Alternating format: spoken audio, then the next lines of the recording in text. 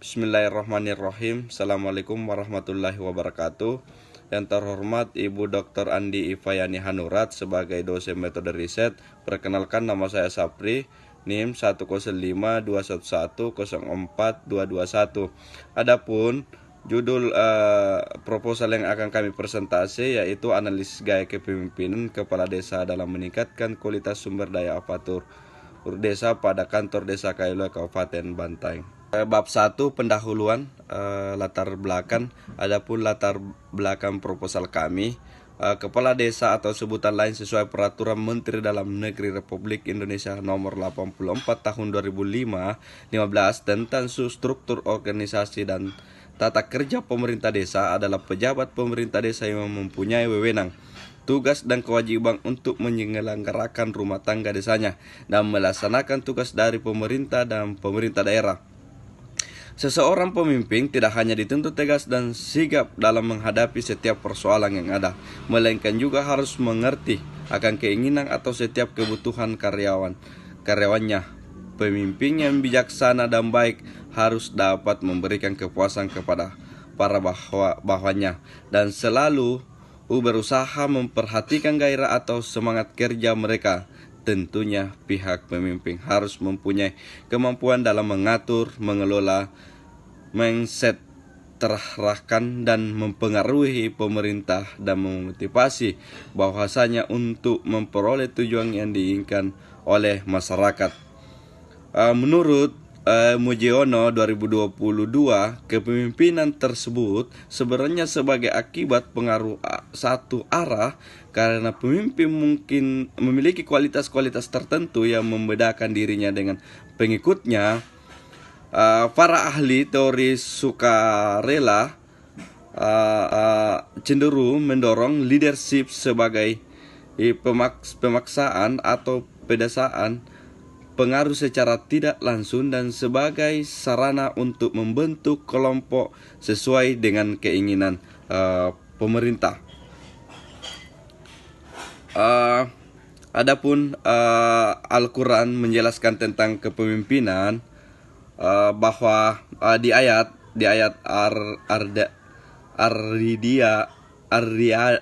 Ar-Riyadah Al-Qiyadah atau As-Sa'amanah, yaitu artinya kaum laki-laki itu dalam kepemimpinan bagi kaum wanita, oleh karena Allah telah melebihkan sebagian mereka atau laki-laki atas sebagian yang lain atau wanita, dan karena mereka laki-laki telah menafkahkan sebagai dari harta mereka.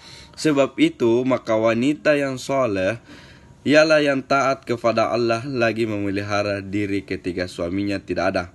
Oleh karena Allah telah memelihara mereka wanita-wanita yang kamu khawatirkan nusyuhnya, maka nasihatilah mereka dan pisahkanlah mereka di tempat tidur mereka dan pukullah mereka. Kemudian jika mereka menataatimu, maka janganlah kamu mencari. Adapun rumusan masalah di proposal kami ada 3, yaitu yang pertama, apakah gaya kepemimpinan kepala desa Kailoa Kabupaten Bantaeng untuk meningkatkan kualitas sumber daya aparatur desa? Yang kedua, bagaimana bentuk-bentuk gaya kepemimpinan yang efektif untuk membentuk kualitas sumber daya aparatur desa Kailoa Kabupaten Bantaeng? Ketiga, kendala apakah yang dihadapi oleh kepala desa dalam meningkatkan kualitas dan kualitas sumber daya aparatur desa?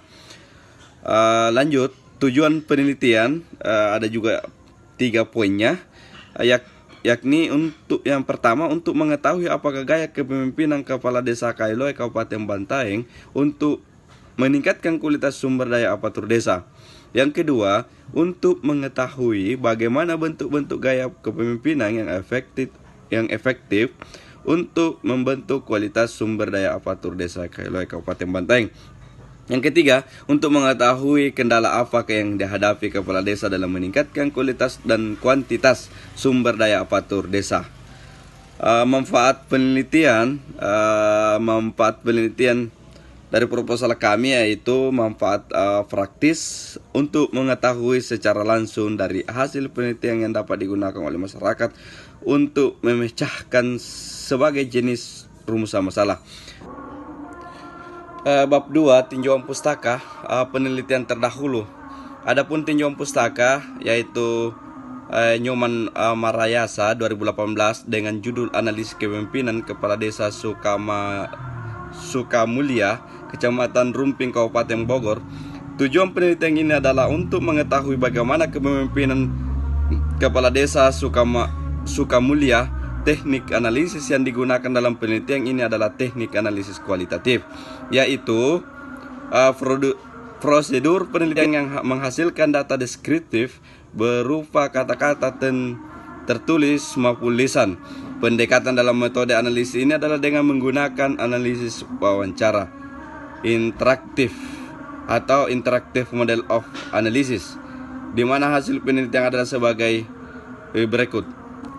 Lanjut, manajemen sumber daya aparatur desa. Sumber daya manusia merupakan aset penting dan berperan sebagai faktor penggerak utama dalam menjelaskan seluruh kegiatan atau aktivitas instansi sehingga harus dikelola dengan baik. Melalui manajemen sumber daya manusia, MSDM, menurut para ahli manajemen sumber daya manusia adalah sebagai berikut. Menurut R.A. Saputra,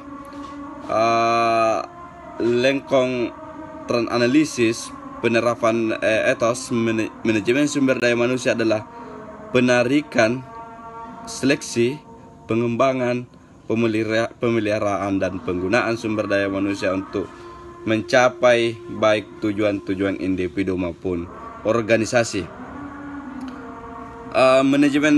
Peranan manajemen sumber daya manusia menurut Hasbuan 2017 itu menjelaskan ada sampai 9 poin. Salah satunya pertama, menetapkan jumlah, kualitas, dan peranan tenaga kerja yang efektif sesuai dengan kebutuhan perusahaan berdasarkan job description, job specification, dan job evaluation. Kita bisa lihat selanjutnya yaitu fungsi manajerial dan manajemen